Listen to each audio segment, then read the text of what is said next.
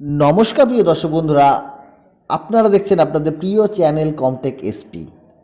তো অন্য দিনকার মতন নতুন একটি ভিডিও নিয়ে আবার উপস্থিত হয়েছি।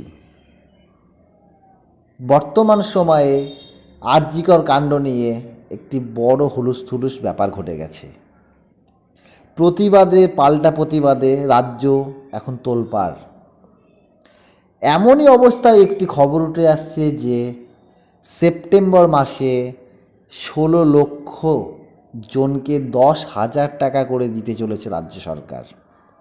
তো আজকের প্রতিবেদন আমরা সেটাই পড়ব, কারা পেতে চলেছে এই 10,000 টাকা করে। তার আগে বলে রাখি, চ্যানেলে যারা নতুন তারা অবশ্যই চ্যানেলটিকে সাবস্ক্রাইব করবেন এবং ভিডিওটি যদি ভালো লেগে থাকে তাহলে অবশ্যই একটি লাইক করবেন। তো চলুন ভিডিওটি দেখা যাক।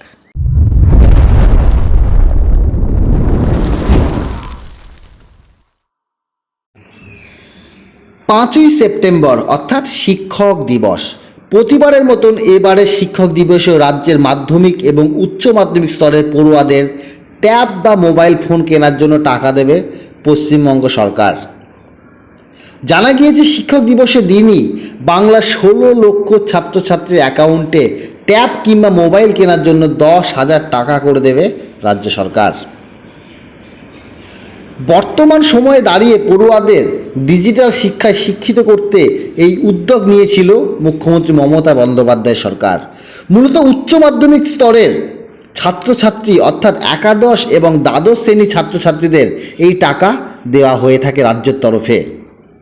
সরকারি এবং সরকার পোষিত স্কুলের পাশাপাশি মাদ্রাসা এবং সংখ্যালঘু বিদ্যালয়ের ছাত্রছাত্রীদেরও এই সুবিধাই পেয়ে থাকে, অর্থাৎ তাদেরও 10,000 টাকা করে ট্যাব বা ফোন কেনার জন্য দেওয়া হয়ে থাকে।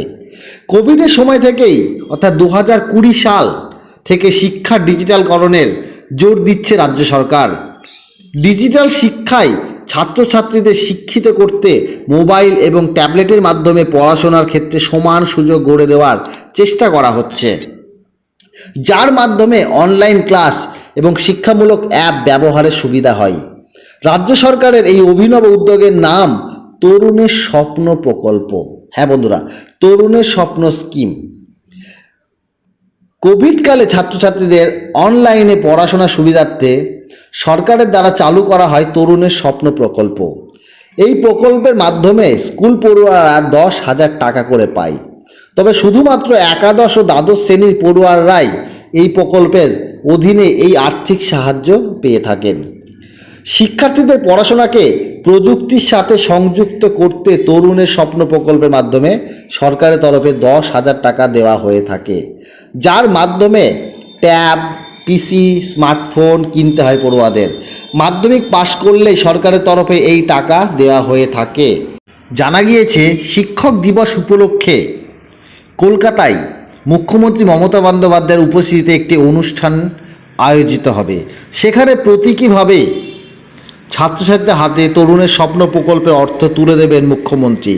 ওই দিনই রাজ্য জুড়ে বাকি 16 লক্ষ ছাত্রছাত্রীর অ্যাকাউন্টেও এই টাকা দেওয়া হবে। তবে আপনারা তো জানেন বন্ধুরা, বর্তমানে আরজিকর কাণ্ড নিয়ে একটা বড় হুলুস্থুলুস ব্যাপার এখন কলকাতায়। তো সেটাই বলছি দেখুন। তবে বর্তমানে রাজ্য জুড়ে যখন উত্তপ্ত পরিস্থিতি, সেই সময় মমতার এই প্রকল্পে টাকা দেওয়া নিয়ে শুরু হয়েছে বিতর্ক। এই বিষয়ে বঙ্গীয় শিক্ষক ও শিক্ষাকর্মী সমিতির তরফে স্বপন মণ্ডল বলেন, তরুণের স্বপ্নের প্রকল্পের টাকা এবছর কেন এত তাড়াহুড়ো করে দেওয়া হচ্ছে সেটা বুঝতে কারো বাকি নেই।